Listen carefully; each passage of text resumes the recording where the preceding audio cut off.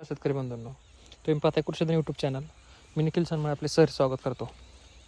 आपला कांद्याचा अर्धा एकराचा प्लॉट आहे. कांद्यासाठी पहिले स्प्रे घेऊन 8 ते 10 दिवस होऊन गेले साधारणपणे. कारण सध्या कसं झालं आहे, आता परत स्प्रे घ्यायचं आपल्याला. सध्या वातावरण खराब असल्यामुळं हे वातावरण जे आहे पिकाला पोषक नसून हे कीड रोगाला जास्त ही पोषक आहे. त्यामुळे आपलं परत आज स्प्रे घेणार आहे आपण. तर स्प्रेमध्ये आपण काय करतो आहे, एक टॉनिक, एक बुरशीनाशक आणि एक स्टिकर्स घेतो आहे आज. टॉनिकमध्ये जे आहे ते एमसील नावाचं टॉनिक आहे. त्यामध्ये सिलिकॉन आहे. तर सिलिकॉन काय करतं पिकामध्ये, आपल्या पिकामध्ये रोगप्रतिकारशक्ती वाढवतं, पिकावरती रोग किड येऊन देत नाही. झाडाची जी कांद्याची जी पात आहे ती मजबूत बनवते एकदम.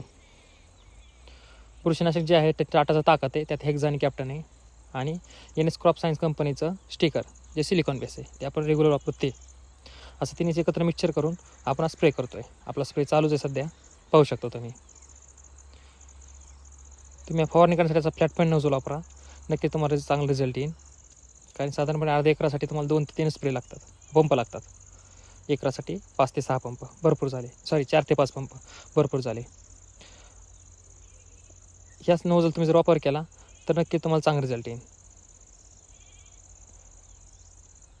पाहू शकता तुम्ही.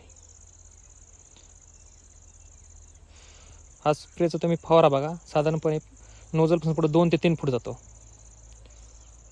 ज्यामुळे स्प्रेइंग लवकर होते आणि औषध कमी वाया जातं आणि झाडावरती जास्त चिटकतं, पाहू शकता तुम्ही. व्हिडिओ आवडल्यास व्हिडिओ लाईक करा, शेअर करा, चॅनल सबस्क्राईब करा. धन्यवाद.